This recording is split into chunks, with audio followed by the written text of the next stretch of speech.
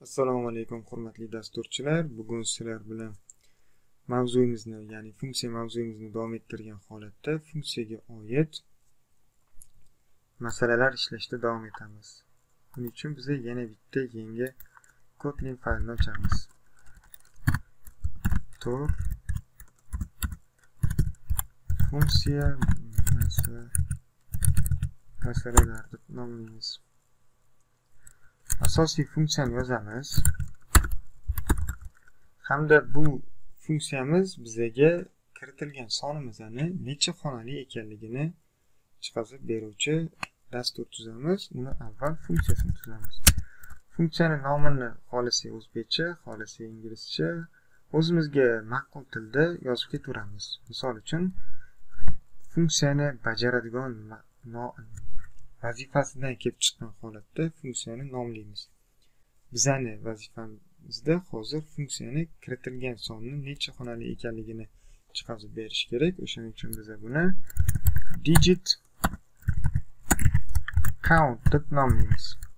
Hamda bizga bitta k degan o'zgaruvchi olamiz. Buni int toifali hamda natijamizni ham int toifada qaytarib bersin deymiz. Bizga uning uchun bitta o'zgaruvchi kerak bo'ladi. Uni nomini n deb nomlab turib k ga o'zlashtirib qo'yamiz. Keyingi qatorda bizga yana bitta, ya'ni necha xonali ekanligini hisoblab ketishi uchun bitta s degan o'zgaruvchi olamiz. Uni boshlang'ich qiymatini 0 deymiz. While cycle operatorini ochamiz, unga shart beramiz.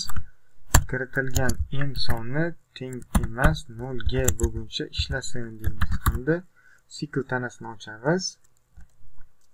Bu yerda s ni qiymatini oshiramiz bittaga, ya'ni cycle tanasi har safar ishlaganda s ni qiymati bittaga oshib borsin deymiz. Hamda kiritilgan sonimizni 10 ga bo'lib butun qismini olib ketaversin deymiz. Hamda return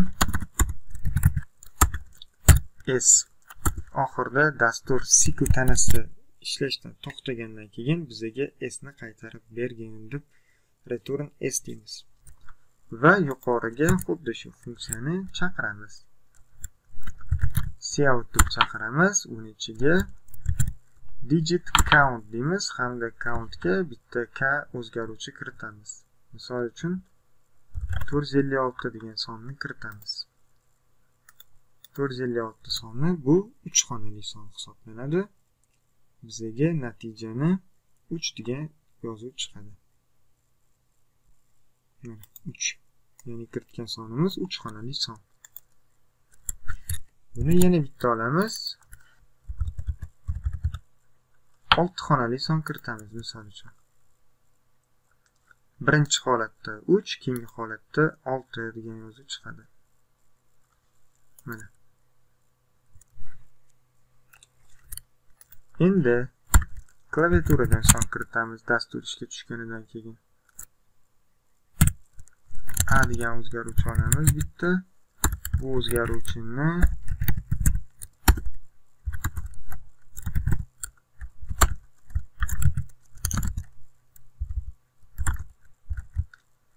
digit count degan qavsning ichiga yozib qo'yamiz.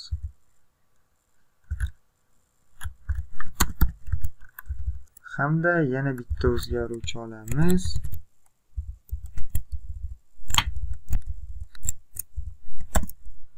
Buni nomini deylik 1 deymiz. Hamda buni ham digit countning ichiga qavsning ichiga yozib qo'yamiz. Endi uni yana ham chiroyliroq qilib chiqazishimiz uchun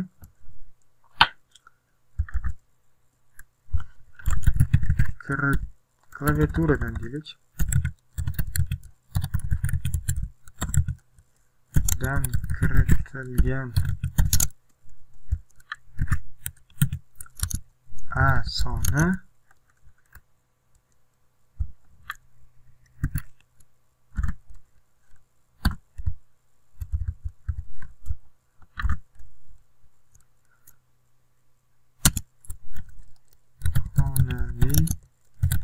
son.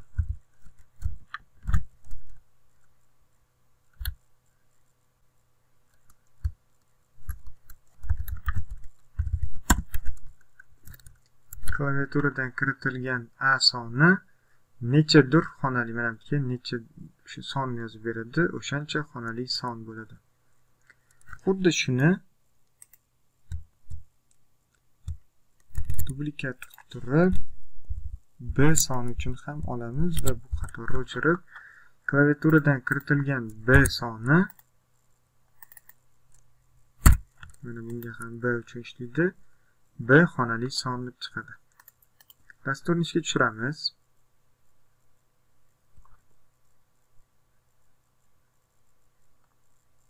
Hamda klaviaturadan A sonini kiritishimizni so'rayapti. 123 sonini kiritamiz.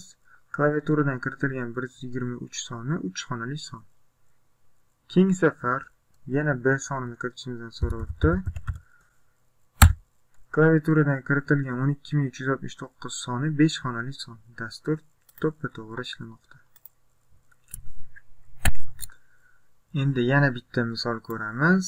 Buni hammasini kommentariyaga olib turamiz. Hamda asosiy funksiyani yozamiz. Keyingi ko'radigan misolimiz kiritilgan ikkita sonni kubini topish, eng kichik umumiy bo'luvchisini topish.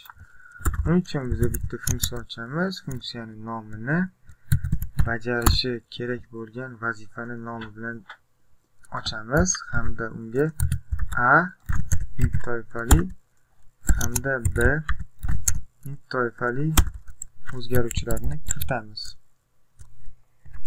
Hamda natijani ham int toifada qaytarsin deymiz.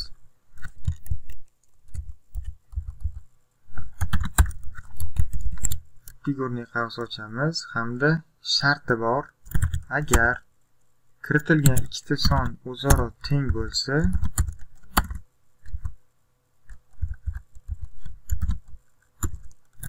return A'ni yoki A'ni yoki B'ni farqi yo'q. Ikkalovdan bittasini qaytaradi. Agar A B'dan katta bo'lsa, return qavs ochamiz A minus B virgul B deymiz. Mana bu yerga kub degan so'zni yozamiz. Ya'ni A B'dan katta bo'lsa, A'dan B'ni ayirgin deymiz. Aks holda return kub B minus A virgul A. Ya'ni aks holda agar A B'dan katta bo'lsa, A'dan B'ni ayirgin deymiz. Aks holda B A'dan katta bo'ladigan bo'lsa, B'dan A'ni ayirgin deymiz. Har ikkala holatda ham kattasidan kichkinasi ayrilyapti. Ya'ni ikkita berilgan sondan kattasidan kichkinasini ayirib borish natijasida oxirida eng kichik umumiy bo'luvchisi topiladi. Biza asosiy funksiyaga yozamiz cout kub, ya'ni ikkita son beramiz. Deylik 24 hamda 18 sonlarni beramiz. Buning uchun kub 6 hisoblanadi. Biza dasturimiz to'g'ri ishlayaptimi yo'qmi bilish maqsadida uni ishga tushiramiz.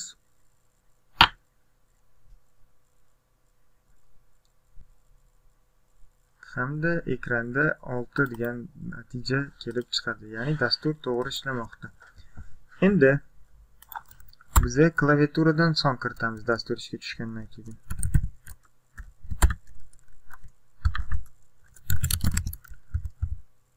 A va B sonlarini kiritamiz.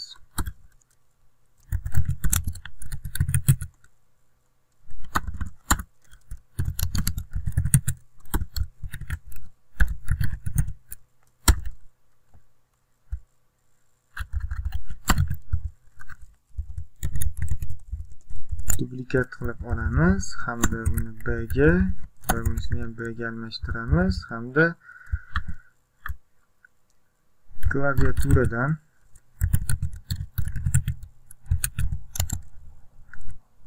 kiritilgan A va B sonlari uchun e kub teng figurani qamiz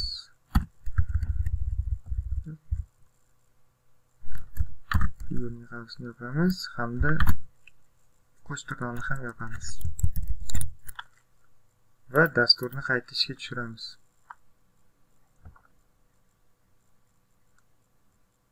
Klaviaturadan ikkita son kiritamiz.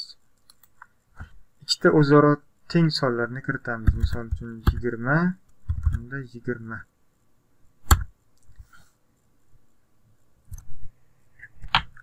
Olti chiqdi, chunki biz ahamiyatga a va b ni bermayapmiz.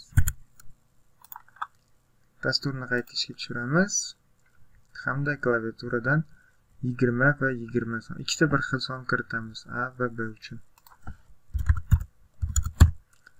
A va b uchun 20, ya'ni bize mana bu shartga to'g'ri kelib, a va b o'zaro teng bo'lsa, bittasini qaytargin deb xohlasak b deymiz. Biz bu yerda a dedik.